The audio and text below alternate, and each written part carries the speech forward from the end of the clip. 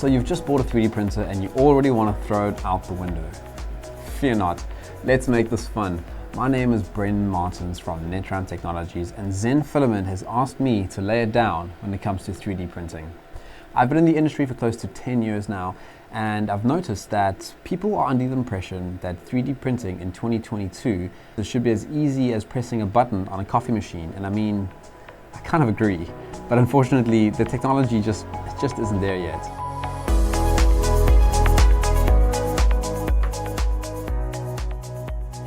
So we're starting with bed leveling. It's unarguably the most important part to master. We're going to look at bed leveling without any auto bed leveling sensors, parts not sticking to the bed, curling, prints that are popping off, lift. See, these are all symptoms of an unlevel print bed. Mastering the skill is already half your problem solved. Everyone is probably familiar with the piece of paper trick, the method whereby you're told to slide a piece of paper between the nozzle and the bed and keep raising the bed springs and move the paper until you feel the nozzle on the paper. This is simply a guideline, but it's not intuitive enough. I really want to make sure that you are in control of your machine and you are 100% sure when your print bed is level or not. Not all machines are built the same, so the piece of paper trick sometimes just won't be enough. You really need to understand the process of bed leveling. Alright, we're going to start with lowering the bed to its absolute maximum, or minimum in this case. We do this because if it's your first time printing after an assembly, you'll have absolutely no idea where the print starts in the bed or in the machine. Start by turning the bed leveling knobs underneath the bed anti-clockwise. And a good way to remember this is that if you're looking at the bed from the top down, so if I stand up, look at the top down, anti-clockwise is away from the nozzle. So let's just move these all anti-clockwise quickly.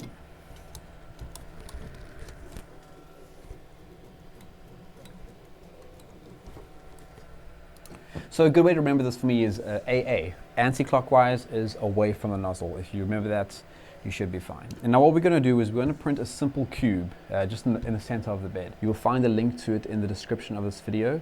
And note that we do not use rafts. No one likes rafts. I don't use rafts. Just a waste of time and material. I really don't like using them. So the only bed adhesion method we're going to use here is a 2mm to 4mm brim. If you're not entirely sure how the slicing process works yet, your printer should come with some default already sliced prints for your printer made available on the SD card that it came with. If not, then just pause this video and check out how to slice some models in Cura first before continuing. Alright, now that the bed is completely lowered, let's start the print. And of course, it'll start printing in midair. This is great because now we know where it's printing and it's not damaging the bed while it's doing its thing. Now what we're going to actually do while it's printing is we're actually going to level the bed while it prints. I know it sounds crazy, but I promise this is actually the best way to do this. While it's printing, one by one start turning each bed leveling knob clockwise. This will raise the bed up towards the nozzle. You need to look past the mess that the machine is about to create and just focus on the nozzle touching the bed. You may need to even use some tweezers or your fingers or something just to remove the spaghetti filament that's going to come out now. Keep doing this until you see the filament coming out of the nozzle and starting to stick nicely to the bed. By now there must be a big mess. You might not be able to even tell what's going on, and that's totally okay. Using the printer control panel, stop the print, clean the bed and start it again. Don't adjust any of the knobs before we start. We want to continue exactly where we left off. Right, repeat this process again until the filament is now being laid out onto the bed. The next question that's always asked here is, okay, so the filament is landed, it's on the bed, it's sticking, but now how do I know if it's too far away or if it's too close? In short, this is just experience of what a good first layer looks like.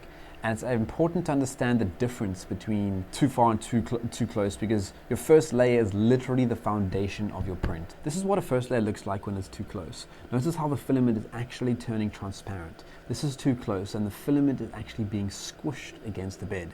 While this isn't a massive problem, because in the next few layers the printer will basically even these out, you will kind of you won't really have a serious problem here. But trying to get this print off the bed, if you have a large surface area print, it's gonna be a nightmare. This is what your first layer looks like when it's too far away. It's a bead of filament. You will physically see ridges and you might even see gaps between the lines. This is how you know that it's just a little bit too far. Even though the hot molten plastic is sticking to the bed, as the print progresses and the concentration of heat from the nozzle starts to cool near the first layer, this will almost always curl or lift or pop off the bed halfway through, and it's not really something you want when you're printing a 12-hour print. This is what we call first layer porn, and once you know, you know. I'm pretty sure there's even a subreddit for this. It's a perfectly level piece of filament, and it's even on all sides. You can even use your fingers to determine if the bead of filament is just right. You can feel it with your fingertips actually. If you feel the bead comes off on the print when you touch it, it's a little bit too far away, and it needs to move a little bit closer to the bed. Lastly, we need to touch on print temperatures. If your print temp is too low on your bed or your head, it'll make it a little difficult for the plastic to actually grab as it cools. Make sure you're in the correct range for your filament brand. Personally, I use ZEN Ultra at 220 degrees on the hot end and 65 degrees on the bed, and I have absolutely no issues with sticking.